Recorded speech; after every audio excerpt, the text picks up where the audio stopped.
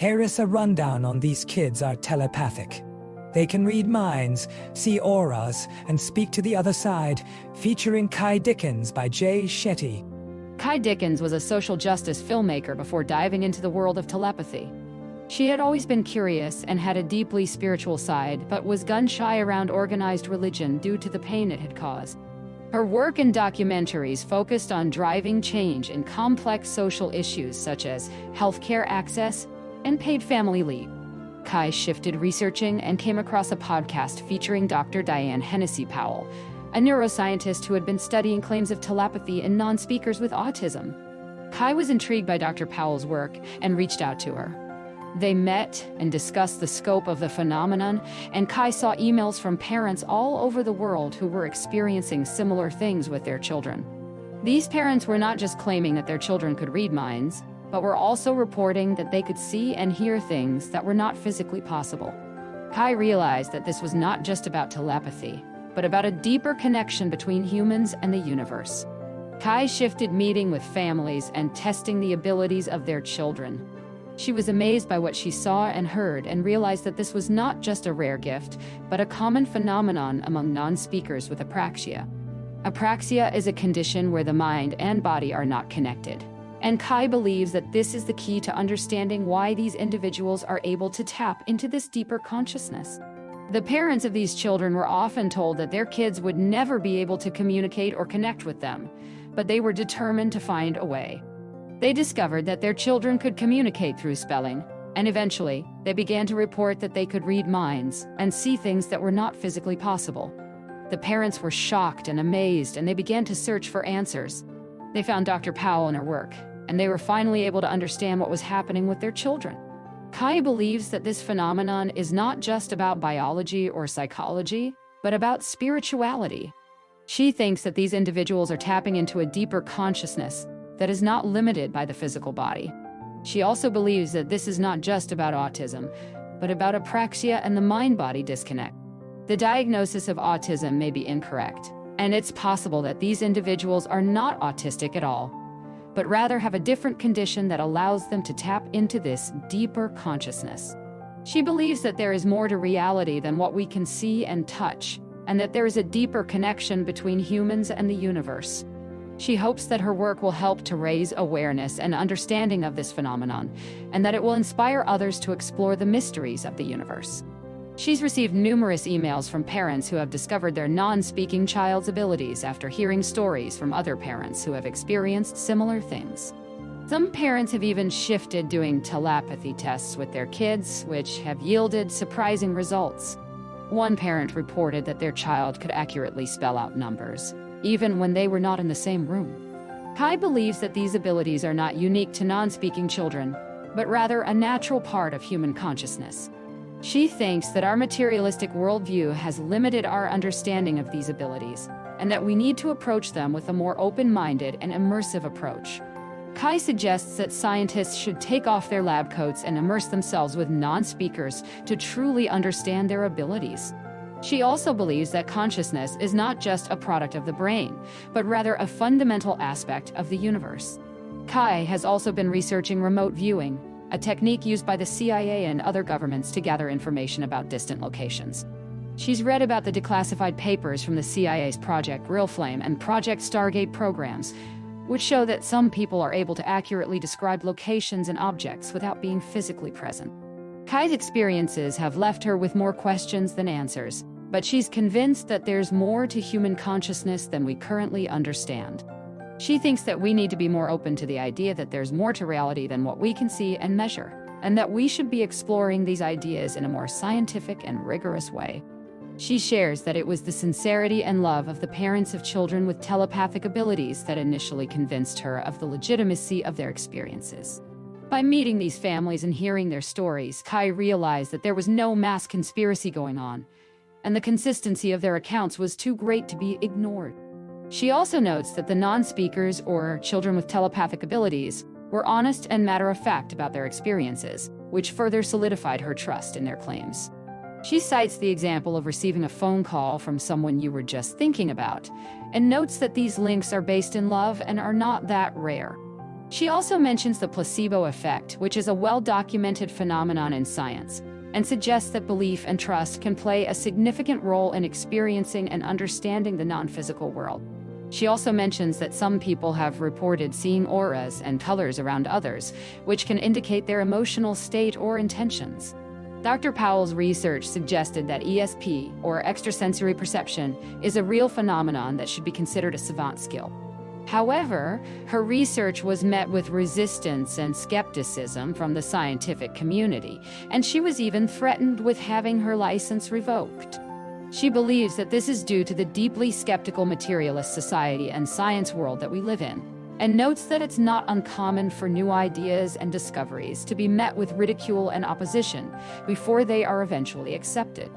When discussing the implications of Dr. Powell's research, Ky notes that it has the potential to unlock a deeper understanding of the non-physical world and our place in it. She believes that it's not just about telepathy, but about understanding the nature of consciousness and the interconnectedness of all things. She believes that it's essential to approach this topic with an open mind and a willingness to learn, and that the potential benefits of discovering the answer behind telepathy could be profound. She compares it to a television set, where the body is just a vessel, but the signal is coming from somewhere else. This idea is one possibility of how consciousness works, and she hopes that scientists will explore it further. Ky's goal is to create a space where non-speaking individuals, researchers, and scientists can discuss these ideas without fear of exploitation. When Ky shifted testing for telepathy, she saw a 95% success rate, which is extremely high. However, she notes that the 5% that was inaccurate or incomplete was often due to spelling errors or double taps. For example, if the word pony was on the flashcard, the non-speaking individual might spell it out as PPONY with a double tap on the PA. Ky acknowledges that this might not be considered a success in a scientific sense, but to her, it's still a remarkable achievement. Ky also shares that some non-speaking individuals have synesthesia, where they see colors and letters around numbers.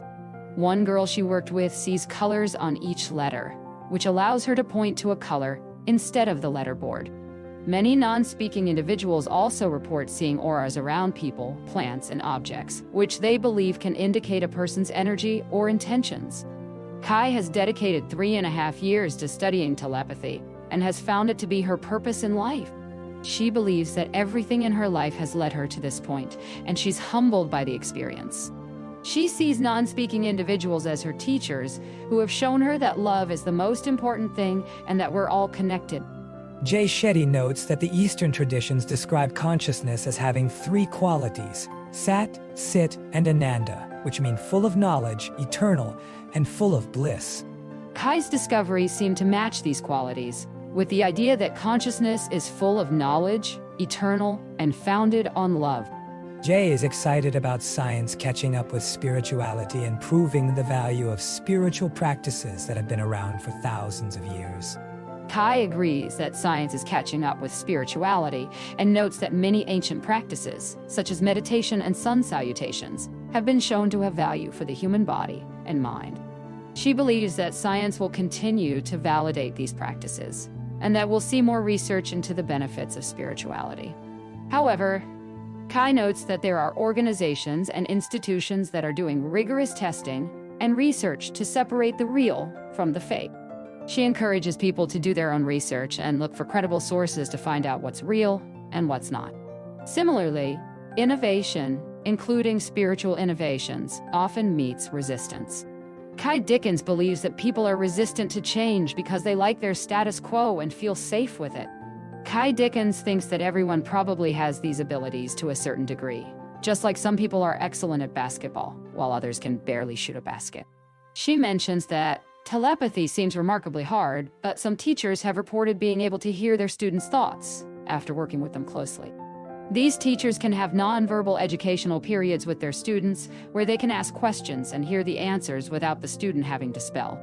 Ky Dickens wonders if certain people can help others turn it on or remove the block in their brain that prevents them from experiencing telepathy. She also mentions that some non-speaking individuals might be able to help others develop their telepathic abilities. Jay Shetty questions whether science will ever be able to measure these experiences and phenomena in a way that makes sense to everyone. Ky Dickens agrees that science has been built to measure material and seen things, but not the unseen. She shares a comment from a non-speaking individual who asked why people are trying to measure telepathy with instruments when they don't try to measure love in a lab. This person believes that love is the greatest superpower, and that telepathy is just part of the love, connection, and communication that exists in the world. Ky Dickens has researched animals and telepathy and believes that there are mental fields around certain animals, such as schools of fish and murmurs of birds. She mentions the work of biologist Rupert Sheldrake, who has written about animals knowing when their owners are coming home. Ky Dickens also shares a story about a conservationist who worked with elephants and how they were able to sense his death and mourn him. Jay Shetty asks about the American Speech Language Hearing Association's stance on spelling as a form of communication. Ky Dickens explains that there is a history of stigma around spelling, particularly with facilitated communication, which required touch and led to some problematic cases. However, she believes that spelling has evolved and is now a valid form of communication, especially with methods like the speller's method, which does not require touch. Ky Dickens compares the acceptance of sign language to the acceptance of spelling. She explains that sign language took over 100 years to become accepted, and that people initially thought it wasn't a real language. Similarly, Braille was outlawed in schools, and people thought it was cheating. Ky Dickens believes that it's unfortunate that spelling is not widely accepted as a form of communication, as it is a human right to communicate. Jay Shetty asks what skeptics think is going on in homes where spelling is used as a form of communication. Ky Dickens explains that there have been various tests to prove the efficacy of spelling, including no touch, sitting further apart, and not looking at the board. However, she believes that the skeptics are missing the point, as spelling is a journey and a love evolution that requires a trusted communication partner. Ky Dickens wonders why it matters if someone needs to be in the room to help the person spell, as long as they're typing their own thoughts and communicating their own ideas. Ky Dickens believes that the science behind spelling is complex and may involve physiology, energy, and frequency. She thinks that it's possible that people need to use someone else's frequency to help them stabilize and integrate their thoughts. However, she emphasizes that the most important thing is that people are communicating their thoughts and ideas, regardless of how they're doing it. She has built strong relationships with these individuals and their families, and has collected numerous stories that demonstrate the incredible connections they share. One of her favorite memories is of a mom who was trying to reach her, but was unable to answer the phone. The mom later revealed that she had been told that Ky was busy making lunch, and had waited for her to finish before calling. Ky was amazed by this level of intuition and connection. Ky also shared the story of a non-speaking individual who had a telepathic link with his mom, which was formed through their dreams. The individual would often bring his mom into a lucid dreaming state where they would have deep conversations and even create music together. Another fascinating story Ky shared was about John Paul and Lily, a non-speaking couple who had a deeply telepathic relationship. They would often communicate through letterboarding, but their connection went far beyond that. They would have conversations that were not limited by physical distance, and would even know when the other person was thinking of them. Their love for each other was palpable, and Ky emphasized the importance of recognizing that non-speaking individuals are still human beings with their own interests, desires, and relationships. Ky also discussed the concept of the Hill, a telepathic chat room where non-speaking individuals can connect and communicate with each other. She initially had difficulty understanding this concept, but as she spoke to more individuals who described the Hill, she began to realize its significance. The Hill is a place where non-speaking individuals can gather and communicate their true thoughts, free from the limitations of their physical bodies. Ky's work has also highlighted the mind-body disconnect that many non-speaking individuals experience. She shared the story of Akil, who didn't know where his body was and had to be massaged to become aware of his fingers. This disconnect can be frustrating, but it also allows non-speaking individuals to tap into their consciousness and communicate in ways that are not limited by their physical bodies. Jay Shetty, a host, noted that this idea of being disconnected from the physical body is also found in Eastern traditions, where monks have been known to meditate to the point where they are no longer aware of their physical surroundings.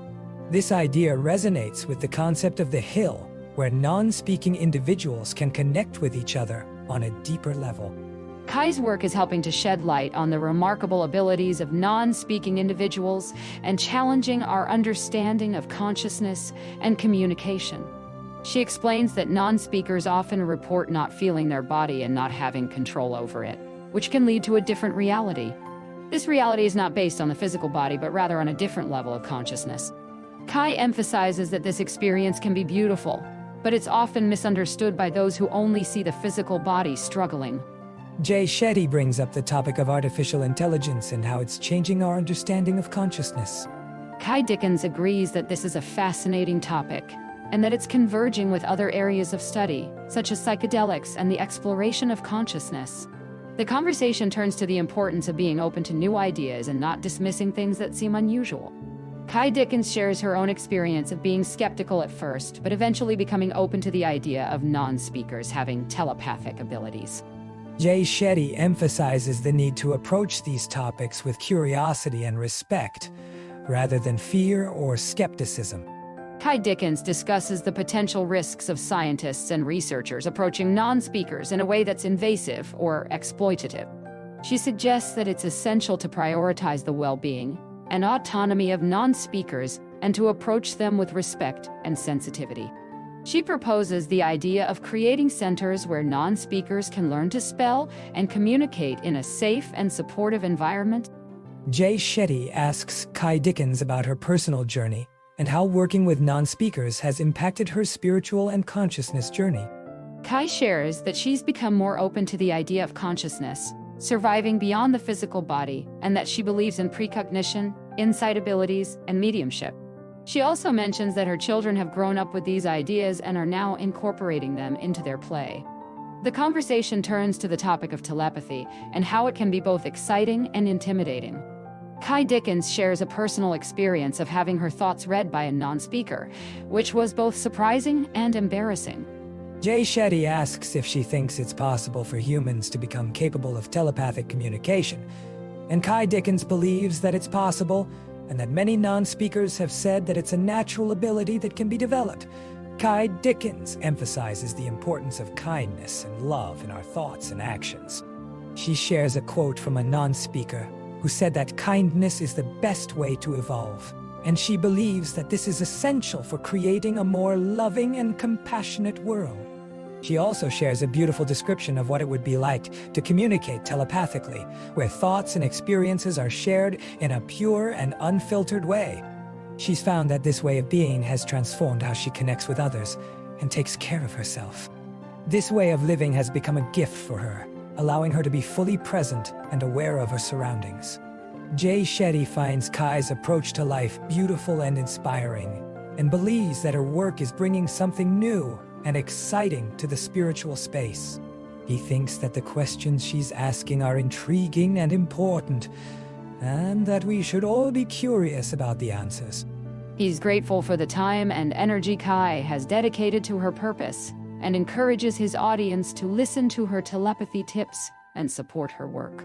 Ky's biggest ask is for people to presume competence when interacting with non-speakers, and to treat them as human beings with thoughts and feelings. She encourages people to learn about the spelling to communicate method and to become spelling partners, as this can help non-speakers express themselves and connect with others.